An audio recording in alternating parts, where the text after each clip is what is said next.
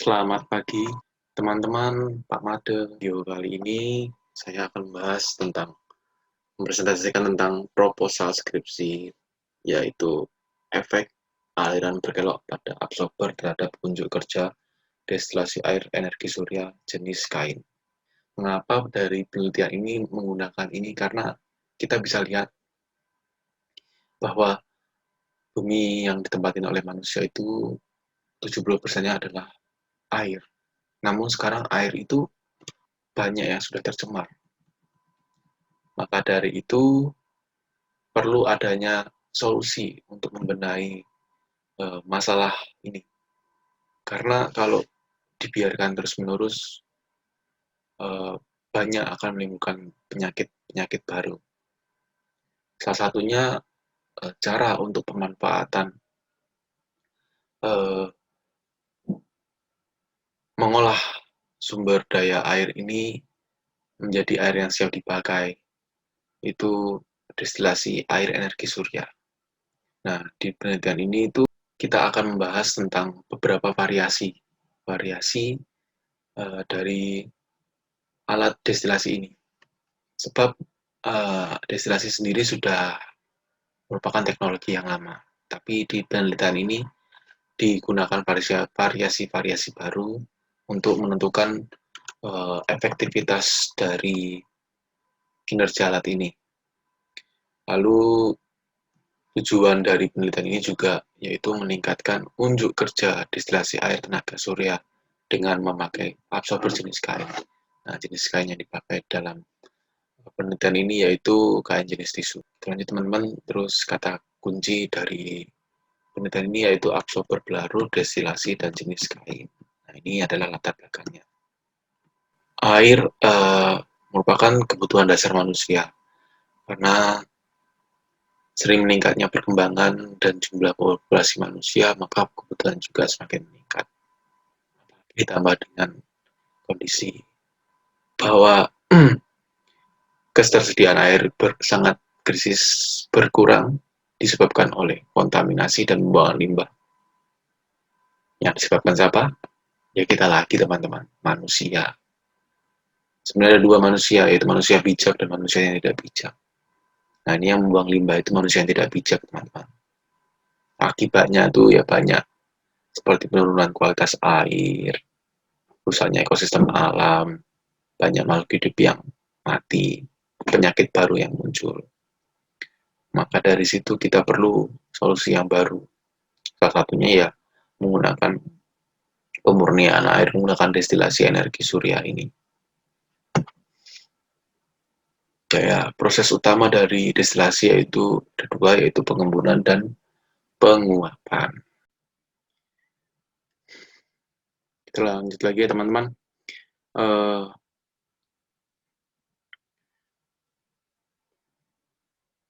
Destilasi juga menggunakan di dalam penelitian ini yaitu destilasi jenis kain, absorber jenis kain tisu. Langsung aja kita lanjut. Pada jenis absorber kain jenis tisu, ini memanfaatkan prinsip kapilaritas kain. Jadi air yang terkontaminasi akan menyebar ke seluruh permukaan kain dan membentuk lapisan tipis. Sehingga area untuk penguapan airnya akan menjadi lebih besar dan akan mempercepat proses destilasi.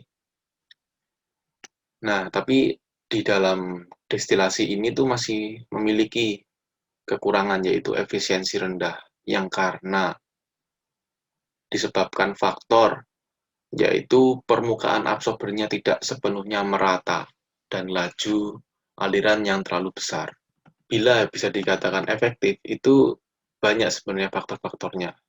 Yang pertama yaitu jumlah hasil dari destilasi, yaitu absorber menyerap kalor dan keefektifan kaca dalam meneruskan energi surya sebagai tempat pengembunan uap air, ketinggian yang ada di alat destilasi, jumlah energi surya yang datang, dan temperatur air masuk ke dalam alat destilasi. Itu tadi yang saya sebutkan adalah beberapa segelintir faktor-faktor yang mempengaruhi banyaknya jumlah hasil destilasi. Selanjutnya yaitu syarat pengembunan. Syarat pengembunan terjadi ketika kaca yang memiliki temperatur rendah dibandingkan dengan temperatur absorber. Nah, jadi penelitian ini menggunakan mekanisme sirip kaca dengan penambahan sirip kaca air hasil destilasi. Penambahan sirip ini juga meningkatkan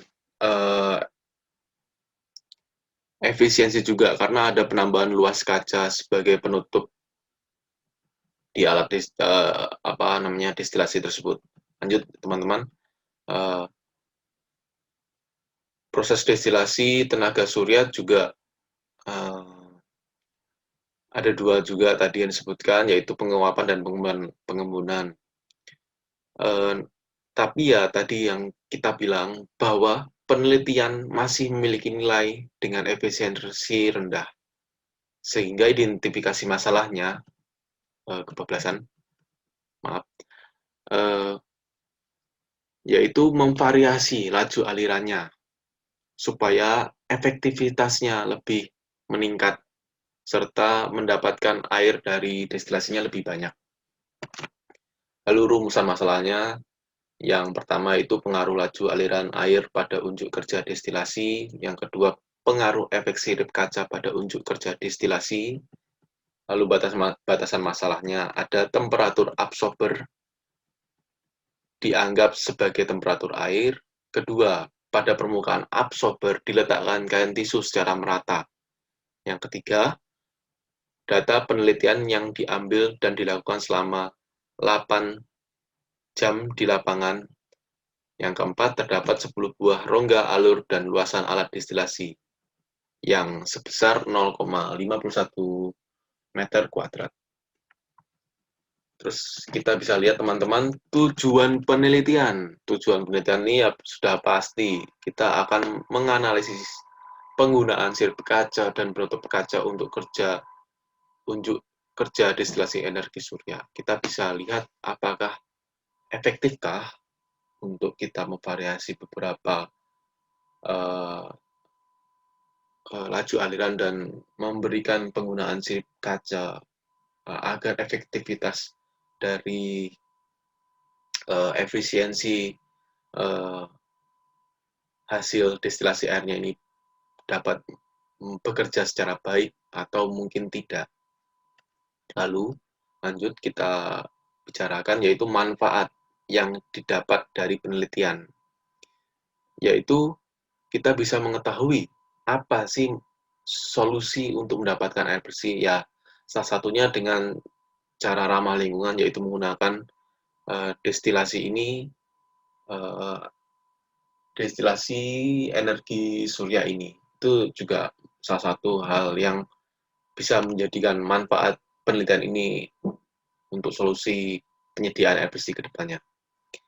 Yang selanjutnya kita masuk ke tinjauan pustaka dan landasan teori. Jadi teman-teman bisa kita lihat di sini bahwa perkembangan alat destilasi ini sudah sejak pertengahan abad ke-19. Ya, tahun tepatnya 1872. Itu di sebuah negara Chili, tepatnya di daerah Salinas.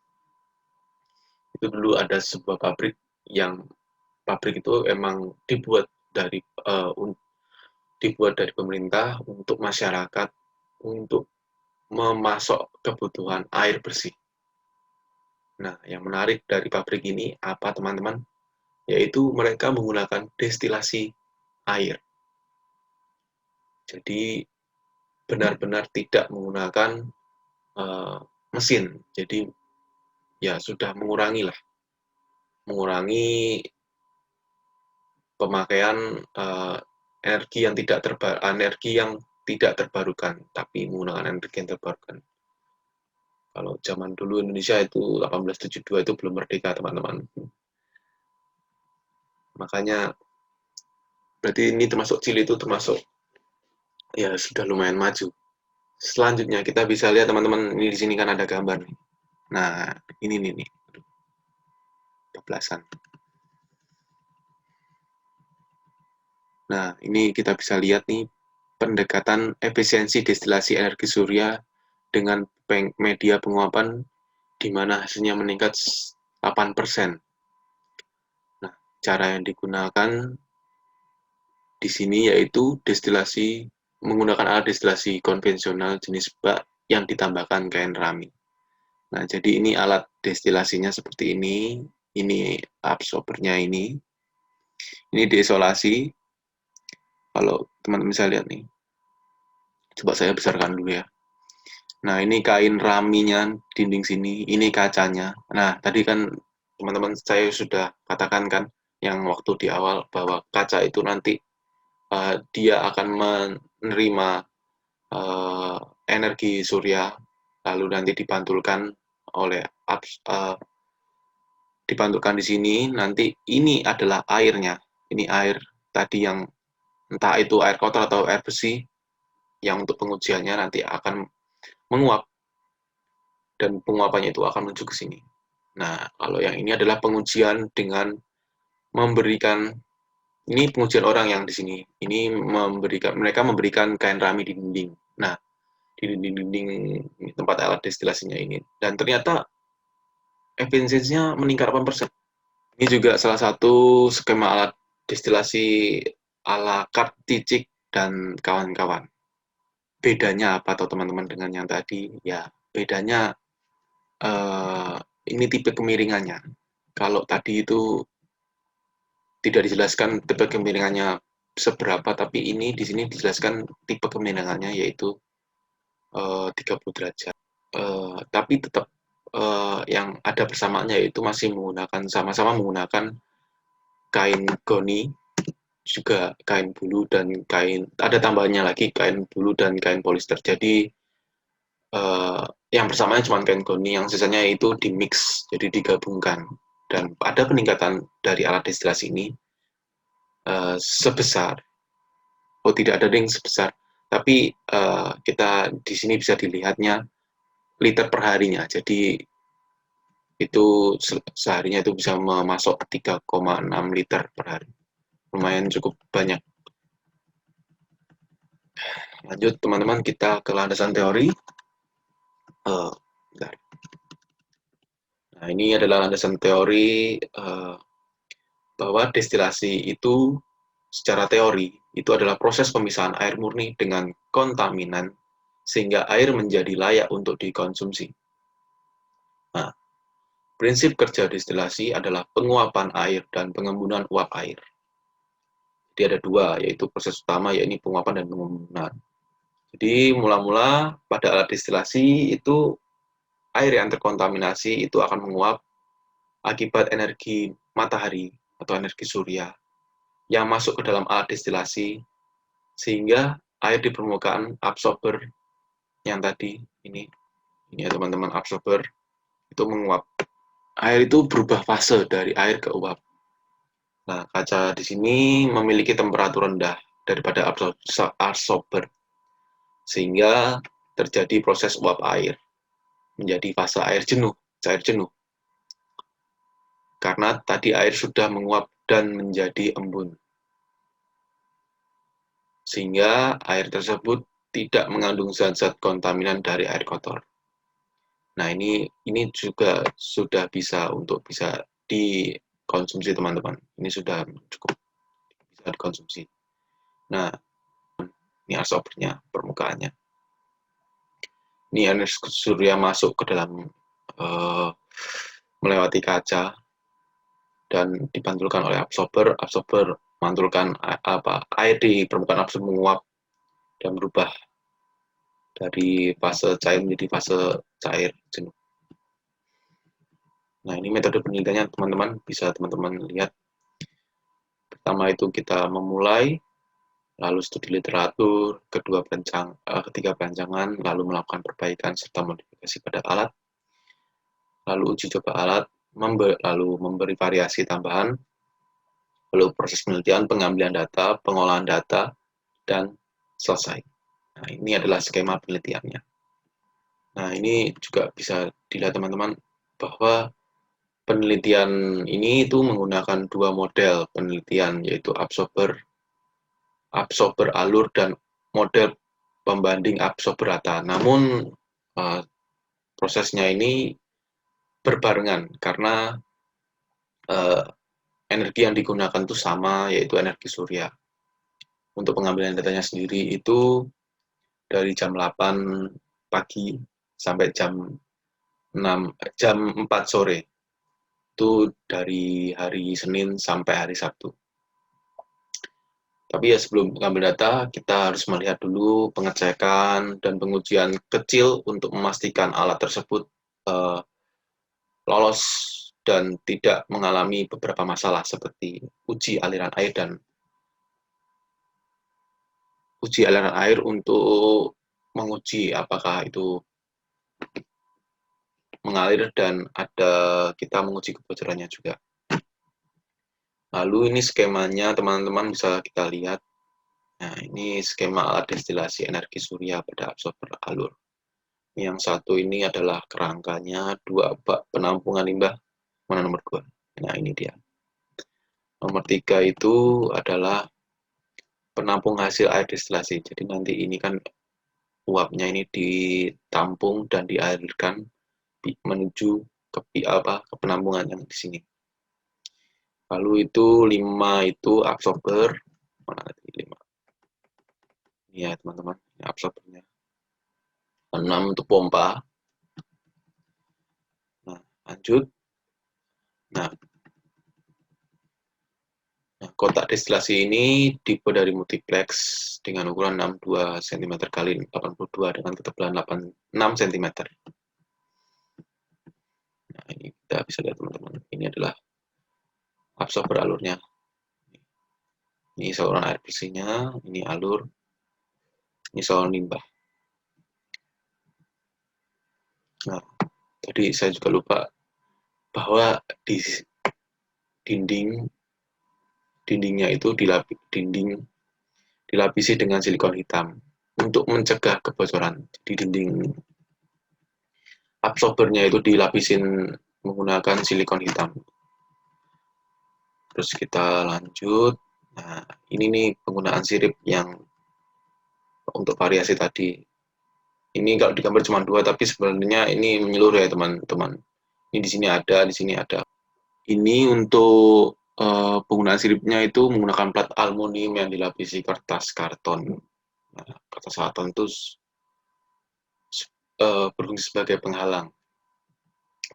Oh iya, tadi fungsi dari kertas karton yaitu penghalang supaya plat tersebut tidak langsung terkena oleh sinar matahari. Nah, ini ada jadwal penelitiannya teman-teman. Ini sistematika penulisan, itu ada pendahuluan,